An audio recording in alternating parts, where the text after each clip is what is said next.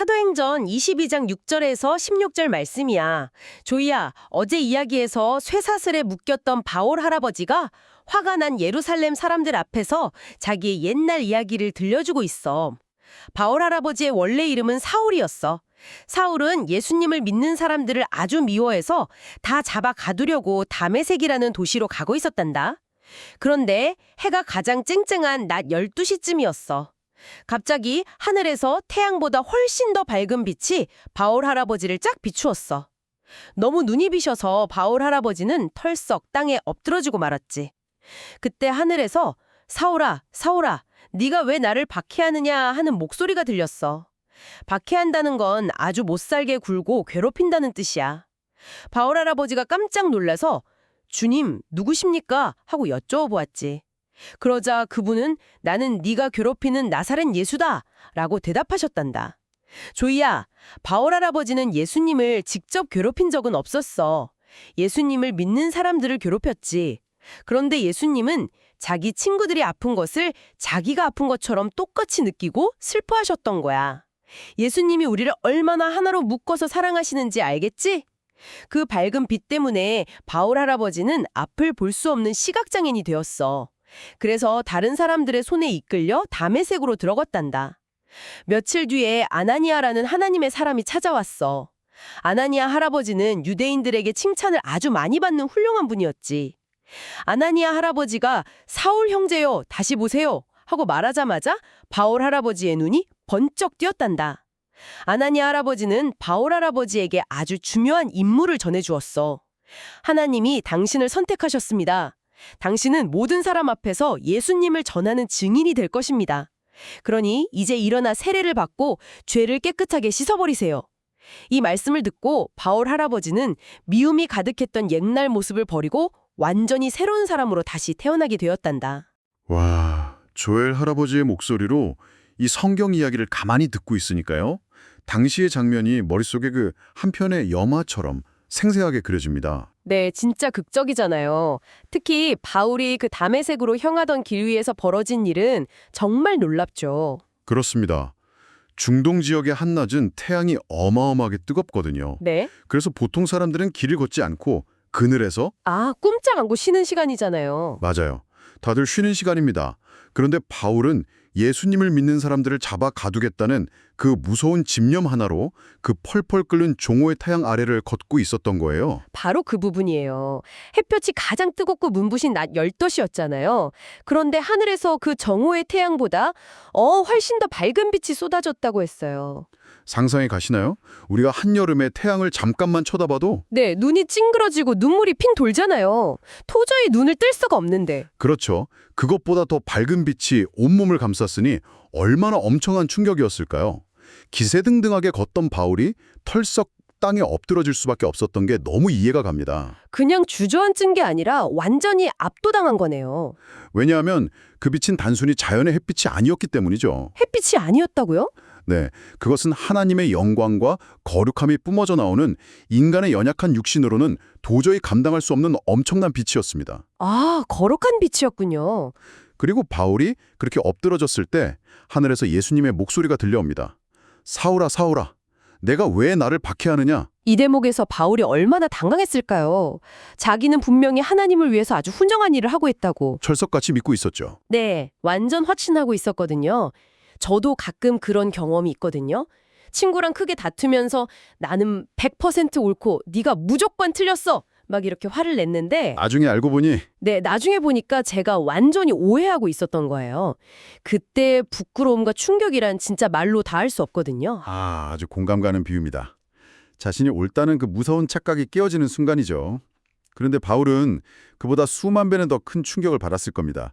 자기는 평생 하나님을 위해 헌신한다고 생각했는데 정작 하나님의 아들이신 예수님이 나타나셔서 네가 왜 나를 괴롭히느냐 이렇게 말씀하셨으니까요. 자신이 굳게 믿고 있던 세상이 와장창 산산조각 나눈 기분이었을 것 같아요. 맞습니다. 그리고 여기서 우리가 절대 놓쳐서는 안 될 아주 중요한 신학적 진리가 하나 숨어 있습니다. 어떤 진리인가요? 바울이 떨리는 목소리로 주님 누구십니까 하고 물었을 때 예수님이 나는 네가 괴롭히는 나사렛 예수다 라고 대답하시죠. 이야기에서도 할아버지가 잘 짚어주셨듯 바울은 예수님을 직접 만난 적도 괴롭힌 적도 없습니다. 그렇죠. 바울이 핍박한 건 오직 예수님을 믿는 사람들이었잖아요. 그런데 예수님은 나를 괴롭혔다고 말씀하십니다. 아, 그 부분이 정말 감동적이었어요. 예수님을 믿는 사람들을 괴롭힌 것이 곧 예수님을 괴롭힌 것이라니, 이 예수님은 우리와 정말 하나로 연결되어 있군요. 바로 그겁니다. 이건 마치 누군가 제 동생을 괴롭히면 그 사람이 저를 직접 때린 건 아니지만 제가 동생과 똑같이 마음이 아프고 화가 나는 거랑 비슷한 거 아닐까요? 완벽한 비유네요. 동생을 괴롭히는 사람에게 화가 나는 형이나 누나의 마음. 그것이 바로 예수님의 마음입니다. 예수님은 하늘 멀리서 우리를 구경만 하시는 분이 아니라 우리를 당신의 몸처럼 아끼시는 분이거든요. 몸처럼요. 네, 예수님을 믿는 친구들이 세상에서 미움을 받거나 고통당할 때 예수님은 그것을 당신 자신의 고통으로 느끼십니다. 이 사실은 오늘날 우리에게도 엄청난 위로가 되죠. 와, 정말 든든하고 따뜻한 위로가 되네요. 예수님이 나랑 하나로 묶여 있다니요. 그렇습니다. 자, 그런데 그 엄청난 만남 이후에 바울에게 일어난 변화가 무척 흥미롭습니다. 그 강렬한 빛을 본 바울은 앞을 볼 수 없는 시각장애인이 되어버리잖아요. 네, 갑자기 암흑 속에 갇히게 되죠. 조금 전까지만 해도 사람들을 호령하면서 당당하게 앞장서서 걷던 그 무서운 리더가 하루아침에 누군가 손을 잡아주지 않으면 단 한 걸음도 내디딜 수 없는, 가장 연약한 처지가 된 겁니다. 다른 사람들의 손에 이끌려서 터덜터덜 담의색으로 들어가는 바울의 뒷모습을 상상해보면 참 많은 생각이 들더라고요. 바로 그 지점이 하나님이 바울에게 그리고 오늘 우리에게 주시는 아주 강력한 메시지입니다. 강력한 메시지죠? 네, 바울의 눈이 멀게 된 것은 그저 그 강한 빛 때문에 시신경이 다쳤다는 생물학적인 의미가 아닙니다. 그럼 어떤 의미가 숨어 있는 건가요? 그것은 바울의 영적인 상태를 육신을 통해 그대로 보여주신 시각적인 장치입니다. 바울은 그동안 눈을 시퍼렇게 뜨고 성경을 달달 읽고 율법을 외웠지만 사실 그의 마음의 눈은 캄캄한 어둠 속에 있었습니다. 아, 겉으로는 누구보다 하나님과 진리를 잘하는 것처럼 행동했지만 영적으로는 시각장애인이나 다름없었다는 뜻이군요. 그렇습니다. 바울은 스스로 아주 밝은 진리의 빛 가운데 있다고 착각했지만 정작 생명의 빛이신 예수님을 눈앞에 두고도 전혀 몰라보았죠. 완전히 반대였네요. 하나님은 바울의 육신의 눈을 멀게 하심으로써 사울아, 네가 그동안 제대로 보고 있다고 생각했겠지만 사실 너는 짙은 어둠 속에 있었단다 라는 사실을 철저히 깨닫게 하신 겁니다.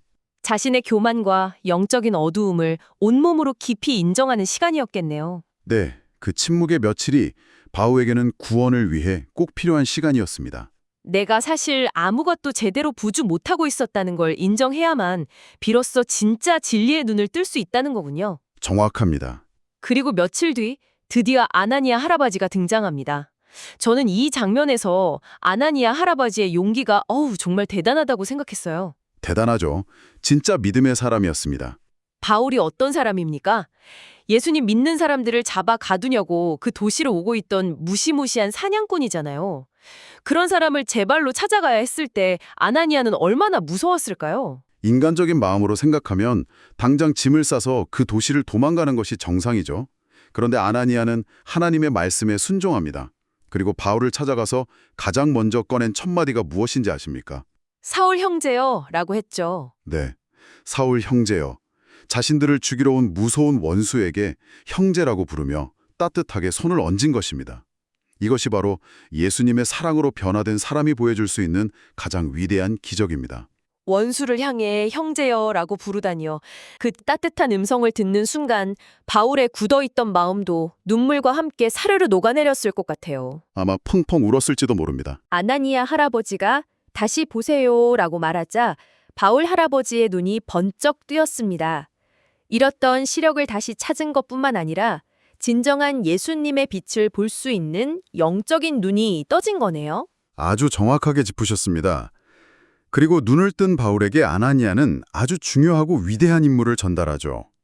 하나님께서 당신을 선택하셨고 이제 당신은 모든 사람 앞에서 예수님을 전하는 증인이 될 것이라고 선포합니다. 그런데 여기서 한 가지 궁금한 게 있어요. 이야기 속에서 바울 할아버지가 증인이 될 거라고 하셨잖아요.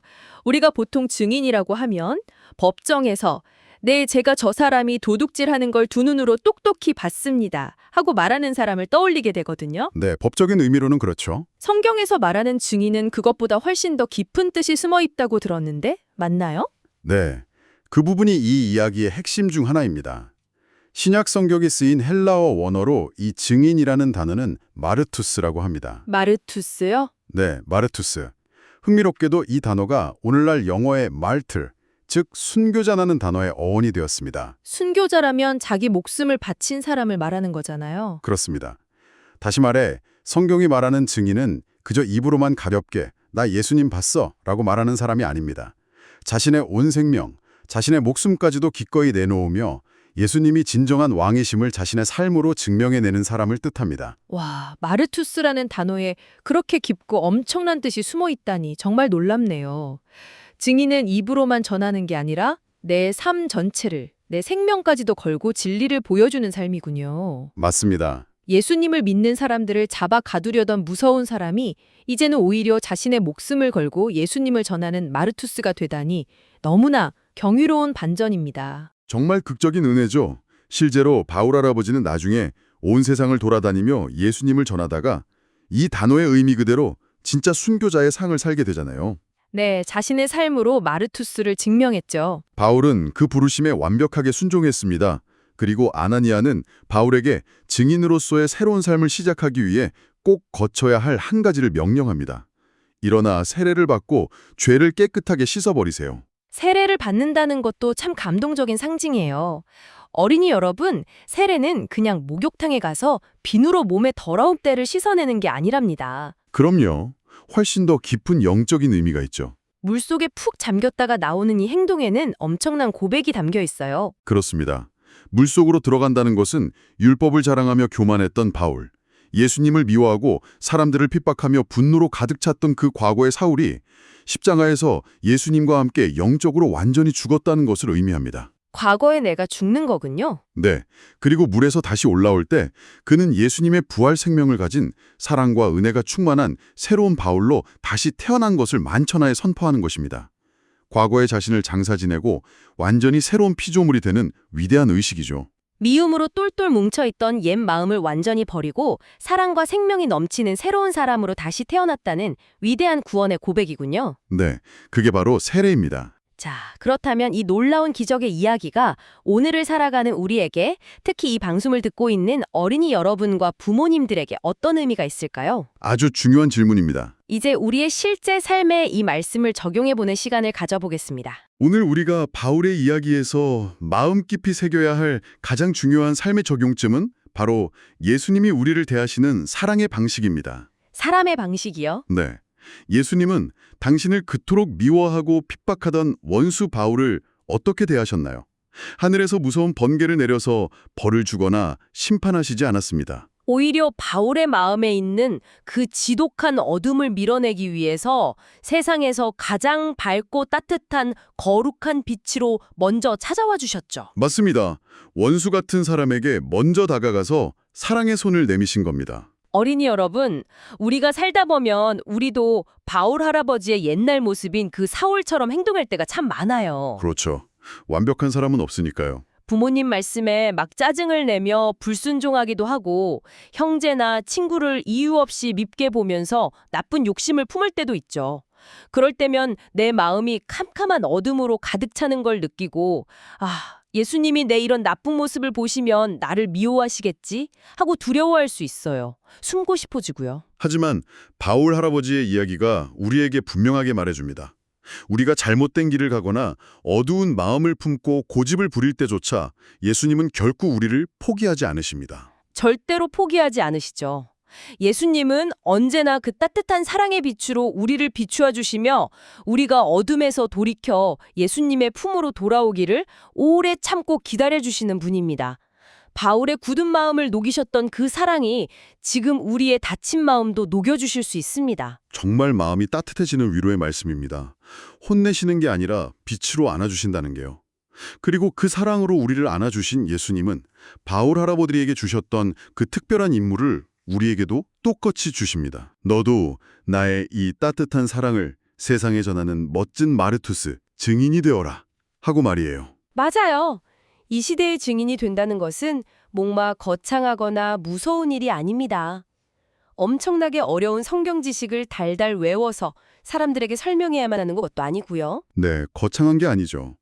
매일 가는 학교에서, 학원에서, 놀이터에서 내가 경험한 예수님의 따뜻한 사랑을 친구들에게 행동으로 생생하게 보여주는 겁니다. 다른 아이들이 놀리는 친구에게 먼저 다가가서 따뜻한 말을 건네는 용기, 화가 나는 상황에서도 한 번 꾹 참고 미소 지어주는 배려, 이런 작은 행동들이 모여서 아주 씩씩하고 생생한 증인의 삶이 되는 거랍니다. 맞습니다. 그래서 우리에게는 매일매일의 결단이 필요합니다. 우리는 완벽하지 않기 때문에 언제든 다시 어두워질 수 있거든요.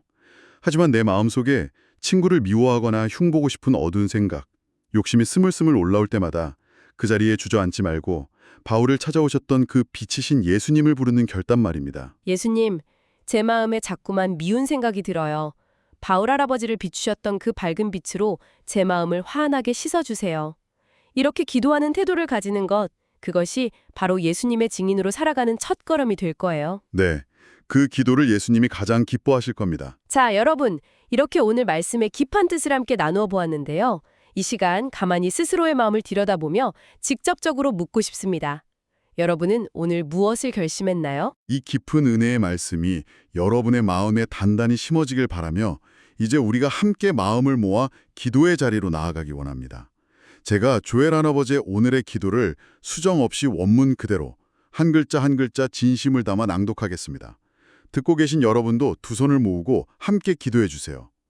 빛으로 오신 사랑의 하나님, 오늘 바울 할아버지를 찾아오신 예수님의 놀라운 이야기를 들었어요. 예수님을 아프게 하던 사람까지도 사랑으로 품어주시고 멋진 증인으로 세워주시는 하나님의 은혜가 정말 감동적이에요. 제 마음속에 있는 어둡고 욕심 많은 생각들을 예수님의 십자가 피로 깨끗하게 씻어주세요. 저도 바울 할아버지처럼 제가 만난 예수님의 사랑을 세상에 널리 전하는 자랑스러운 증인이 되게 해주세요.